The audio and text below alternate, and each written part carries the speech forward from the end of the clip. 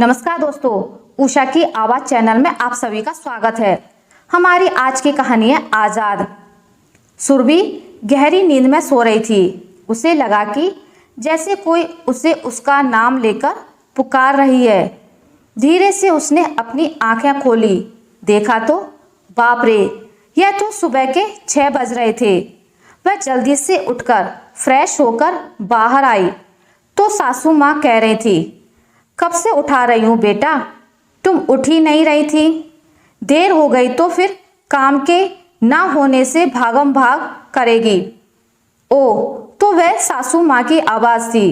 अच्छा हुआ उन्होंने आवाज़ दे दी, वरना कब नींद खुलती।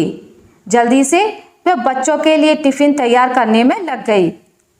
बच्चे तो बच्चे, उनके पिता के भी नखरे बहुत हैं। किसी को पूरी तो किसी को रोटी और पति को चावल पसंद है। सासू माँ इन सबसे अछूती कैसे रह सकती हैं? उन्हें तो दलिया ही चाहिए। उनका कहना है कि वही मुझे पचता है। वैसे तो घर में है तो हम 5 लोग ही, पर सबको अपनी पसंद का ही खाना है, वरना लंच बॉक्स बिना खाए ला देते हैं। सुरभि चाय। पति उठ गए थे शायद। जल्दी से चाय बनाते हुए उसे याद आया, अरे सासू माँ को अभी तक चाय नहीं पिलाई है, बेचारी किस हाल में होंगी। ऐसा सोचकर पति के हाथ में चाय का कप पकड़ाया और सासू माँ के कमरे की तरफ गई तो देखा वे दोनों पैर पेट की तरफ मोड़कर सो रही थी। सुरभि को उन पर दया आ गई। उन्हें उठाया और चाय की प्याली पकड़ाई। वे जल्दी से चाय पीने लगी। मैंने कहा, और चाय लाऊं? उन्होंने इशारे से हाँ कहा। मैं 1 कप चाय और लाई। अब वे धीरे धीरे मज़े लेकर चाय पी रही थी। बच्चे स्कूल चले गए थे, पति ऑफिस चले गए थे, तो सुरभि अपने लिए 1 कप चाय बनाकर लाई और आराम से बैठकर पीने लगी। चाय खत्म होते ही सासू माँ के लिए दलिया देकर आई और घर को समेटने लगी। तभी पड़ोस की मानवी पुकारने लगी। पिछवाड़े की दीवार के पास खड़ी थी। सुरभि पहुंची तो कहने लगी कि चल सुरभि, आज बाजार चलकर शॉपिंग करते हैं। अपनी सहेली सोनिया भी आ रही है। ओहो मानवी, तुझे तो मेरे घर के हालात मालूम ही है ना। मैं सासू माँ को अकेले छोड़कर कहीं नहीं जा सकती हूँ। मुझे बख्श दो भाई, तुम दोनों जाओ। अरे पगली, मेरी मौसी की बेटी है ना, उसकी सास ने भी तेरी सास के जैसे ही बिस्तर पकड़ लिया था। सोच, अब कोई कितने दिन तक घर में कैद होकर रह सकता है।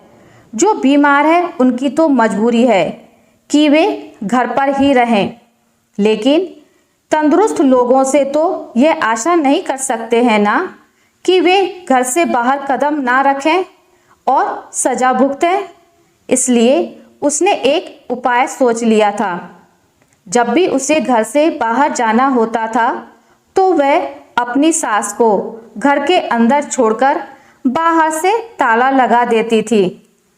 जब तक वह वापस नहीं आती थी वे अंदर बंद रहती थी।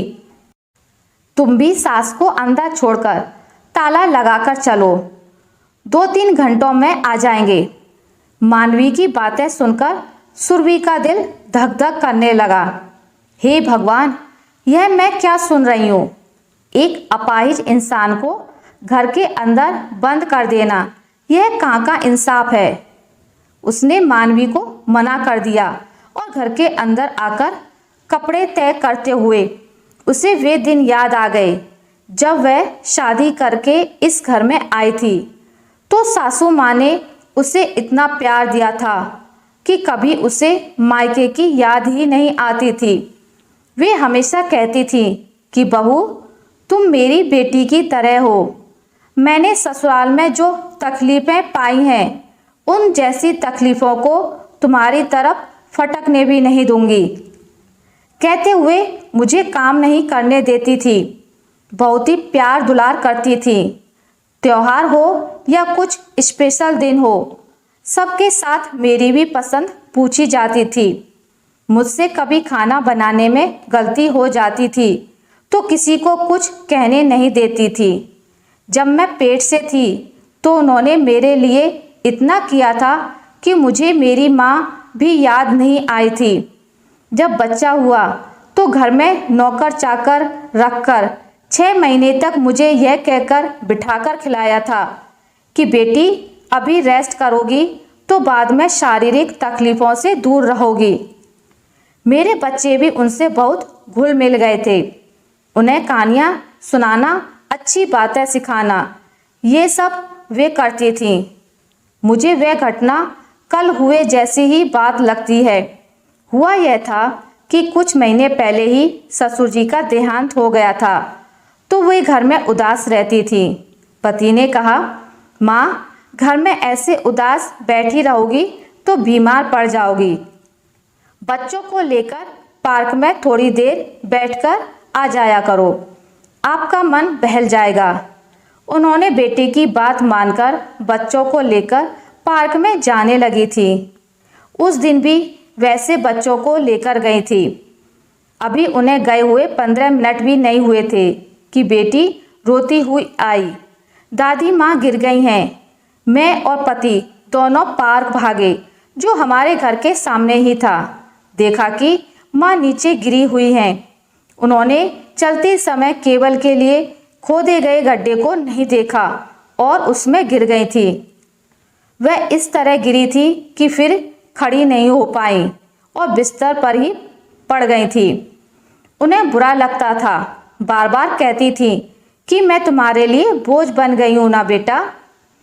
उन्होंने मेरे लिए इतना किया है कि मैं उनके लिए जितना भी करूँ वह कम ही है, ऐसा मुझे लगता है।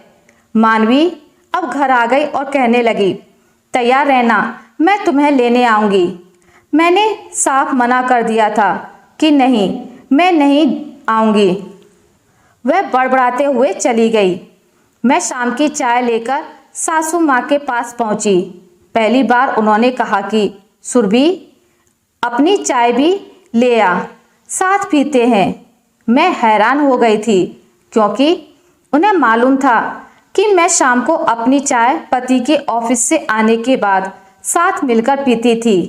उनका मन रखने के लिए मैं उनके साथ बैठ गई। वे मेरा हाथ सहलाते हुए चाय पी रही थी। दूसरे दिन सुबह मैं खुद उठ गई थी और जल्दी से सारे काम निपटाकर सासू माँ को चाय देने गई तो देखा वे अभी भी सो रही थी। मुझे डर लगा। पति को बुलाया तो उन्होंने कहा कि माँ इस दुनिया से जा चुकी हैं। फिर भी डॉक्टर को बुलाया। उन्होंने भी यही बताया कि रात को ही इनकी मृत्यु हो गई है। उनके चेहरे पर हल्की सी मुस्कान थी जिसे देख मुझे ऐसा लग रहा था जैसे वे कह रही हैं, जा बेटी, मैंने तुझे आज़ाद कर दिया है। आशा करती हूँ आपको मेरी आज की कहानी अच्छी लगी होगी। अगर आपको मेरी कहानी अच्छी लगी है तो इसे लाइक करें, ज़्यादा से ज़्यादा शेयर करें और अगर आप मेरे चैनल पर नए हैं तो इसे सब्सक्राइब करना ना भूलें। मिलते हैं एक नई कहानी के साथ, तब तक के लिए नमस्कार।